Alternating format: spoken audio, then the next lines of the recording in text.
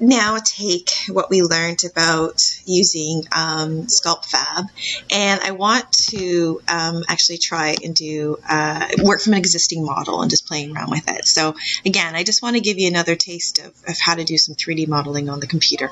So again, we're using Sculpt Fab. However, you're going to download a file. So it's a pre-made head that you're actually just going to add add some more features and stuff and be creative with it and get used to using Sculpt Fab. So you want to click on this file and you want to download the file that's there. And of course, you won't be able to see it until you actually open Sculpt Fab. So then you're going to go to Sculpt Fab. And so the default screen is always going to be this clay sphere. What you're going to do is you're going to go to File and you're going to load. You're going to load that file that you just downloaded. It's called head. So you have to click on that. It's an STL file and you're going to open it. And you're just going to wait a second and it will come up. Okay, there we go. So we have a pre-made basic head shape here for you. And what I want you to do is make sure, of course, that you have the symmetry box checked. So anything you do on one side will go on the other. And using different tools, I want you to play around with it and make some stuff. Make it your own. You can make it a creature. You can make it a different type of person. You can, anything that you want to do, right? So again, when you're working, oh, I think what's happening is it coming on the other side? So when you're working on your person, I'm not sure when my symmetry button isn't working, but if it's not working, it's not the end of the world. I don't know. I just thought I'd try some horns, right? So again, you're always going to be checking like the different views on it, right? Maybe they need a mohawk, maybe I'm going to enhance some of the eyebrows and stuff on it. Oh, I just totally messed that one up.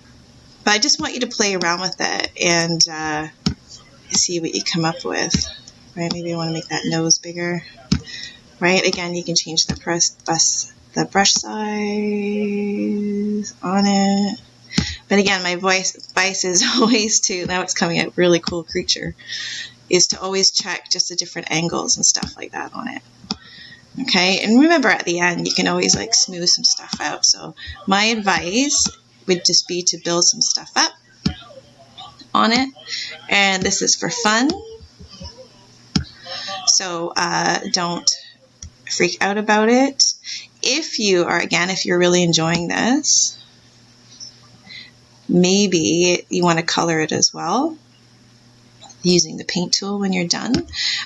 So this one, I just want you to experiment and just have a lot of fun with it and just see what you can come up with. I think I'm going to add some spiky ears.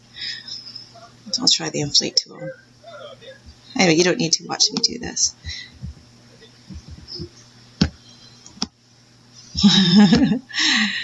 Anyway, see what you come up with and have some fun with it. Again, this is just to get used to. We've had some Botox. So actually, and kind of go with it. Like it looks kind of bumpy and stuff right now, but actually it's kind of cool, right? What kind of character are you going to come up with? So again, if you want to paint it, you know how to use the paint tool. Play around with the different things that you can do, the different kind of like skin tools. You can make it look like it's clay. I always like this one. I think this looks kind of funky. I don't know, but just play around with it, see what you can come up with. Don't be afraid to mess it up. Maybe give it some hair, whatever you want to do.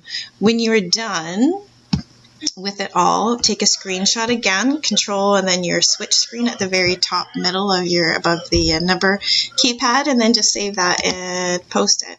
Okay, but have fun with that and see what you can come up with. Okay.